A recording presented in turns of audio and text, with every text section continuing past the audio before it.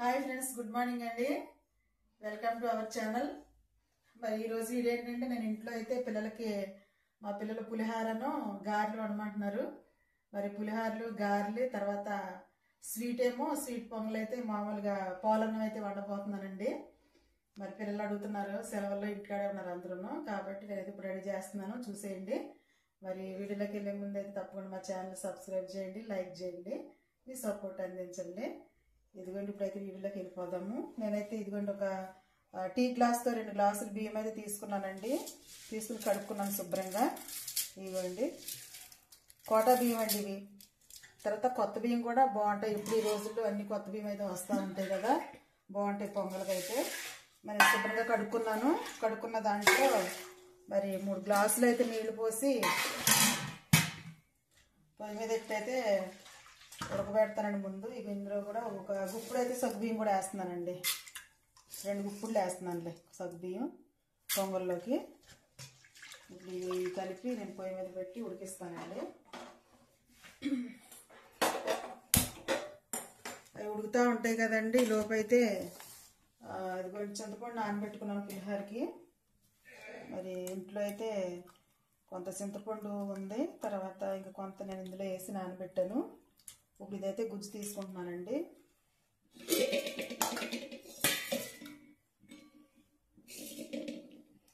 గుజ్జు తీసుకుని ఇదైతే మరి ఉడకబెడతాను పొయ్యి మీద పెట్టి పులిహోరకి.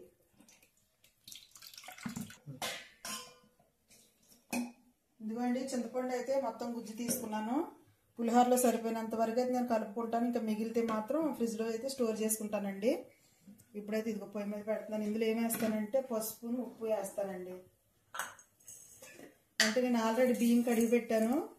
ఆ అన్నంలో కొంచెం ఉప్పు వేసాను, పసుపు వేసాను, అందుకే ఇందులో తక్కువ వేస్తున్నాను.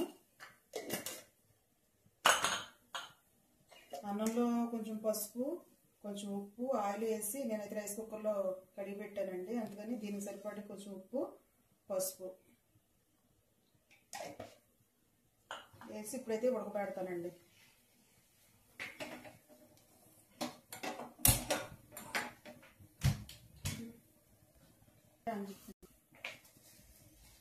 అందులో మరి పసుపు ఉప్పుతో పాటు ఇది కూడా కొంచెం మెంతులు కూడా వేస్తున్నాను నేను. పులిహోరలో చింతపండు పులుసులో మెంతులు కూడా వేస్తున్నాను కొంచెం. ఇప్పుడు అవి బాగా ఉడకనిద్దామండి.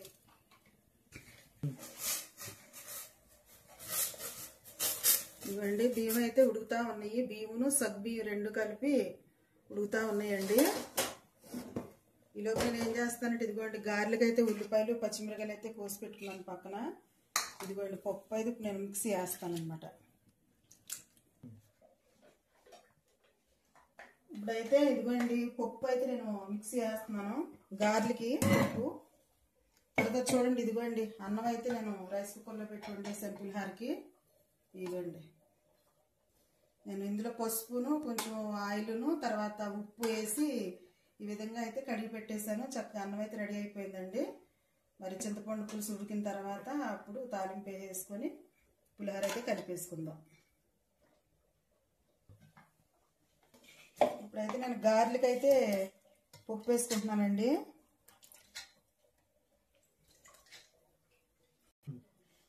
ఇదిగోండి అల్లం ముక్క కూడా వేసాను ఇందులో.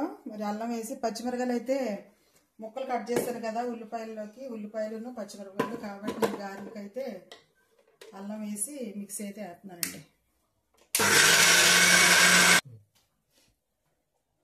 పిండి అయితే వేసుకున్నానండి, మరి మెత్తగా వేయలేదు. ఇదిగోండి కొంచెం పొలుపు పొలుపుగానే చెక్క బద్ద కింద వేసుకున్నాను, గారెలకి బాగుంటుందని చెప్పి.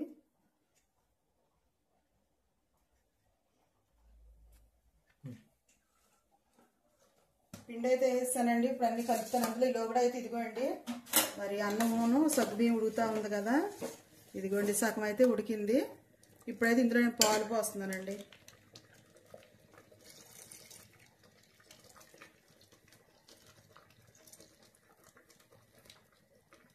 పొంగల్ అయితే మరి నేను ఈ విధంగా చేస్తానండి ఇంట్లో, చాలా బాగా వస్తుంది, పిల్లలు కూడా మంచిగా తింటారు. ఇదిగోండి పాలు కూడా పోసాను కదా, కొంచెం వాటర్ కూడా పోస్తాను ఇందులో. ఇప్పుడు మొత్తం ఇవన్నీ కలిపి కొంచెం అయితే ఉడకనిద్దాము. నేనైతే ఇప్పుడు ఇందులో కొంచెం గళ్ళుప్పు వేస్తానండి, కొంచెం చిటికెడు. ఇవ్వండి వేసైతే మెత్తగా ఉడికిన తర్వాత కొంచెం అప్పుడు బెల్లం వేస్తానండి. బెల్లం వేసి యాలకుల పొడి గట్టి వేస్తాను. మరి ఇప్పుడైతే ఉడకనిద్దామండి పాలల్లో బాగా మెత్తగా. చూసారా మరి చింతపండు ఉడుకుతా ఉందండి. చింతపండు అయితే ఇదిగో ఈ విధంగా ఉడుకుతుంది కదా. ఇప్పుడైతే నేను కొంచెం ఇందులో లైట్గా ఒక్క స్పూన్, చిన్న స్పూన్ తోటి అయితే షుగర్ అయితే వేస్తానండి. బెల్లం వేయొచ్చు కానీ నేను ఇది కొంచెం షుగర్ వేస్తున్నాను టేస్ట్ కోసం. ఇదైతే మెత్తగా ఉడకనిద్దాం, ఇంకా దగ్గరికంట ఎగిరిపోనిద్దామండి. చింతపండు ఉడుకుతా ఉంది కదండి. కొంచెం లైట్గా అయితే నేను ఆయిల్ అయితే పోయిపోతున్నాను. ఇది పోస్తున్నాను ఆయిల్.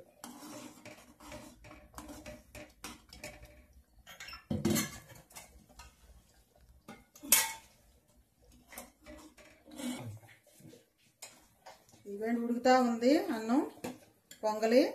తర్వాత ఇదిగోండి చింతపండు పులుసు అయితే ఇదిగోండి ఇంక రెడీ అయిపోయింది. నేనైతే ఆపేస్తున్నాను. ఇదిగోండి ఈ విధంగా అయితే దగ్గరికి వచ్చేదాకా అయితే మనం ఉడికించుకోవాలి. ఉడికింది. ఇప్పుడు దీన్ని ఆపేస్తున్నాను పొయ్యి. ఇప్పుడైతే నేను ఇందులో పొంగల్లోకి బెల్లం అయితే రెడీ చేసుకుంటానండి. బెల్లం అయితే చితగొడతా ఉన్నాడండి ప్రభు పొంగల్లోకి. ఇదిగో పొంగల్ ఉడుకుతా ఉంది కాబట్టి ఇప్పుడు ఇందులో బెల్లం వేయాలి. అందుకని చెప్పేసి అదిగో ప్రభు అయితే దాన్ని ముక్కల కింద చితగొడుతున్నాడు. హాయ్.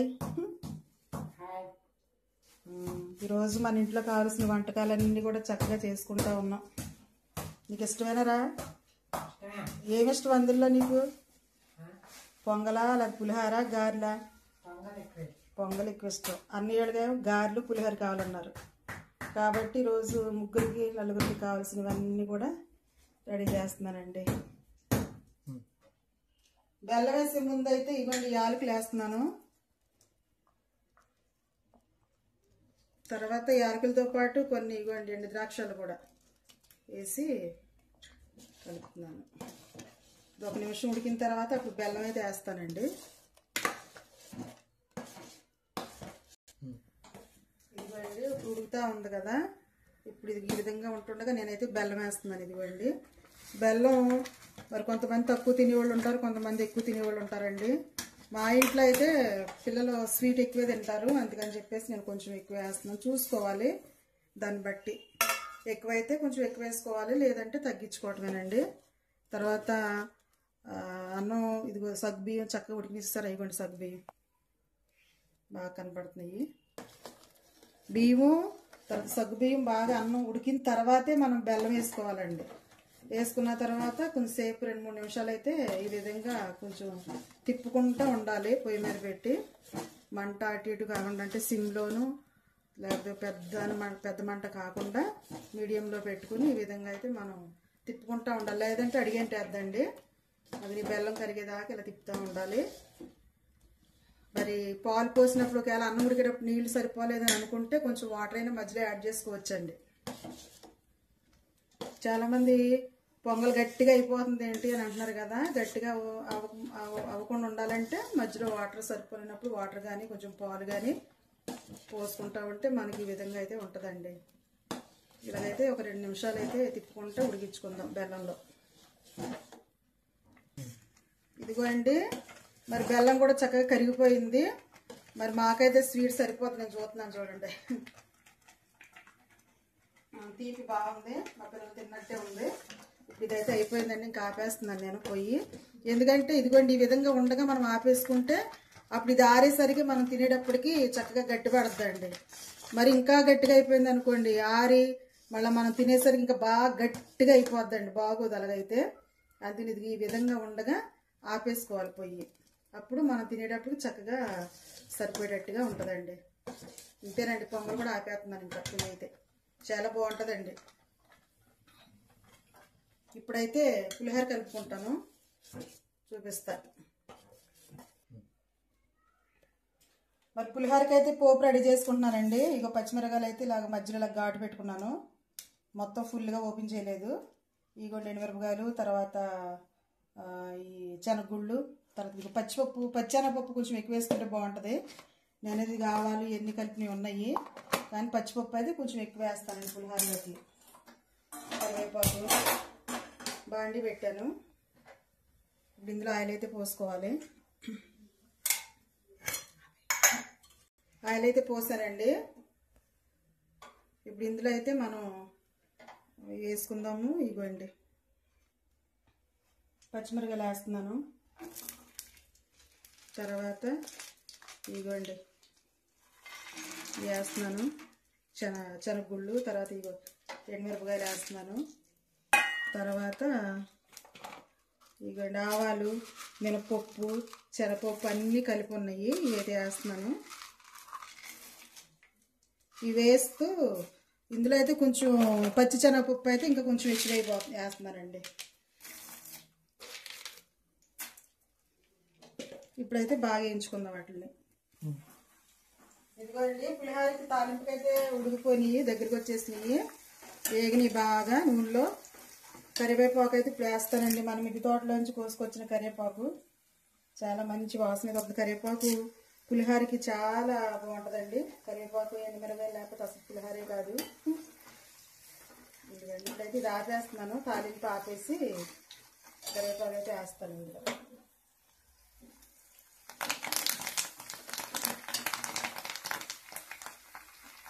కొంత కరివేపాకు ఏమో అన్నంలో కలుపుతాను, కొంతేమో తాలింపులో వేసాను.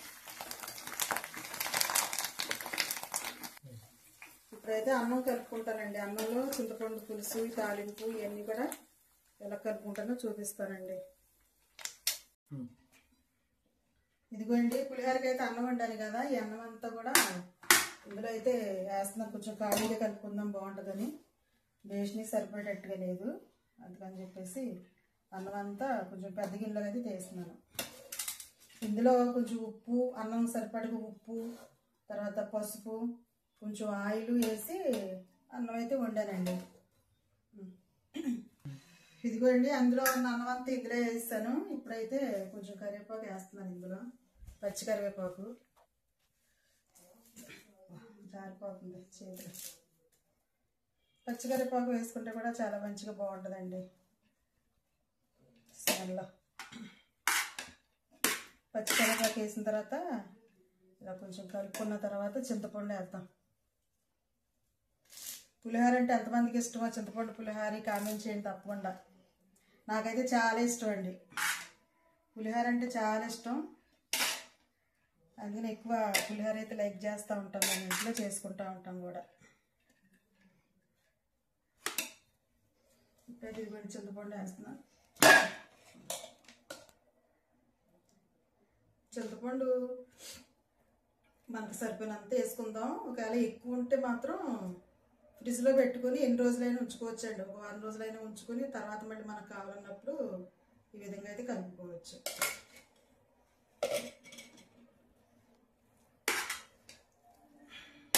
ఇలా చింతపండు మొత్తం అన్నానికి పట్టించుకుందాం.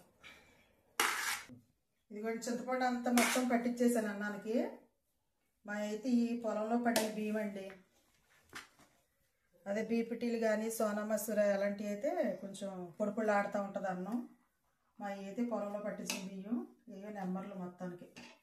ఇప్పుడైతే ఇగోండి తాలింపు కూడా వేసేస్తున్నాను ఇందులో. అదిగోండి ఎంత బాగుంటుంది సరే, ఇందులో వేసేసరికి టేస్ట్ ఏ మారిపోయింది.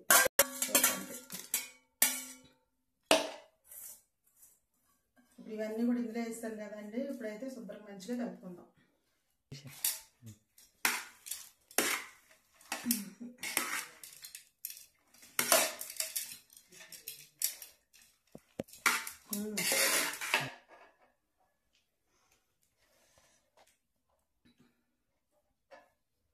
పులిహోర అయితే కలిపేసానండి, రెడీ అయిపోయింది. ఇంకా ఉప్పు సరిపోయిందిలే చూసుకుందాం. ఒకవేళ చింతపండు కింద సరిపోకపోతే ఒకసారి మనం కొంచెం కలుపుకోవచ్చు.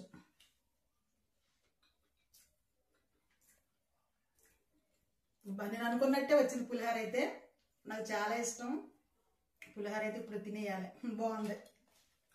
ఇంతేనండి, పులిహోర అయితే రెడీ అయిపోయింది. ఇప్పుడైతే నేను గారెలు అయితే వేసుకుంటాను చూడండి.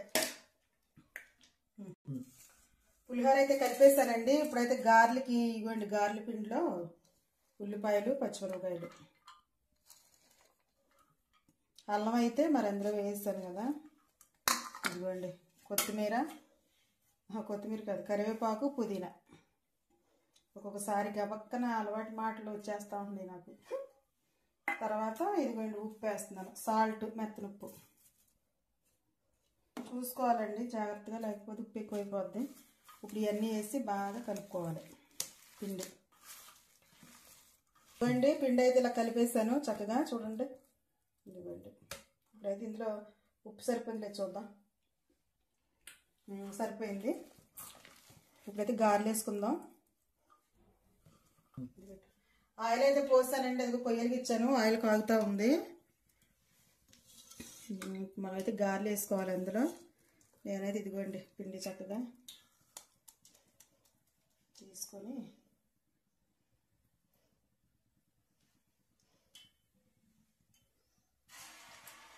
ఇంకా కొంచెం కాగాలి. ఇదిగోండి ఈ విధంగా అయితే చక్కగా ఉన్న చుట్టుకుని, నేనైతే కవర్ మీద గట్ట వేయట్లేదండి, చేతి మీద వేసేస్తున్నాను.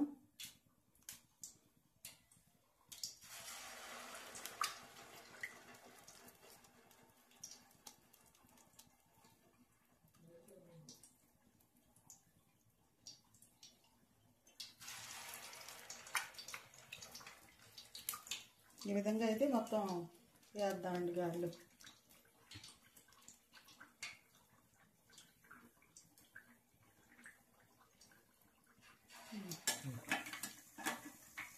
నాలుగు గారెలు అయితే వేసారు ఇందులో.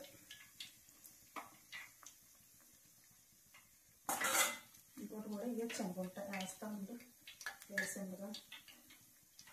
ఈ గారెలు అయితే కరెక్ట్గా సరిపోతుందా అండి. కొన్నాను నేను, అది గారెలు అయితే ఈరోజు వండుతున్నాను, పులిహోర తాలింపు వేసి. గారెలు అయితే తిరగేస్తున్నాను ఇప్పుడు, ఒకవైపు నుంచి రెండో వైపుకి.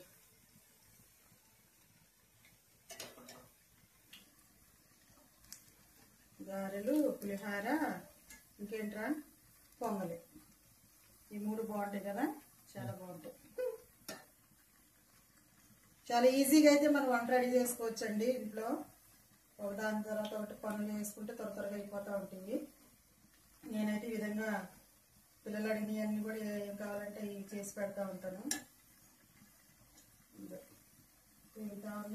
కొద్దిసేపు అయిన తర్వాత తీసేద్దాం. ఇదిగోండి గారెలు అయితే రెడీ అయిపోయింది, చేస్తున్నాను.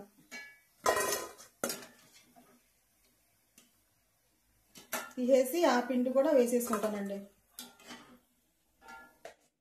సరే పాయాస్, ఇదిగోండి గారెలు వండేసాను, గారెలు అయిపోయినాయి. ఇదిగోండి పాల పొంగల్ తయారు చేసాను, చక్కగా బాగా రెడీ అయిపోయింది. చూసారు ఇందాకైతే లూజ్గా ఉంది కదండి, ఇప్పుడు చూడండి ఎలాగైపోయిందో గట్టిగా. ఇది తర్వాత ఇదిగోండి పులిహోర. ఇప్పుడు ఇవన్నీ కూడా పిల్లలకు పెడతానండి.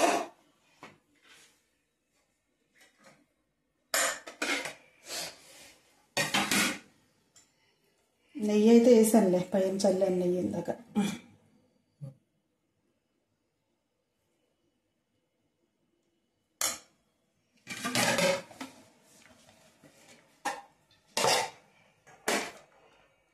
మా పిల్లలకైతే పెట్టేస్తున్నానండి, ఒక్కొక్కరికి.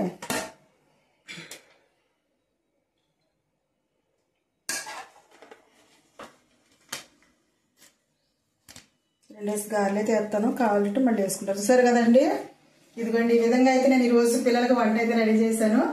మరి ఈ వీడియో కనుక మీకు నచ్చినట్లయితే తప్పకుండా లైక్ చేయండి, మరి మా ఛానల్ సబ్స్క్రైబ్ చేయండి. ఇదేనండి వీడియో. బాయ్ అండి.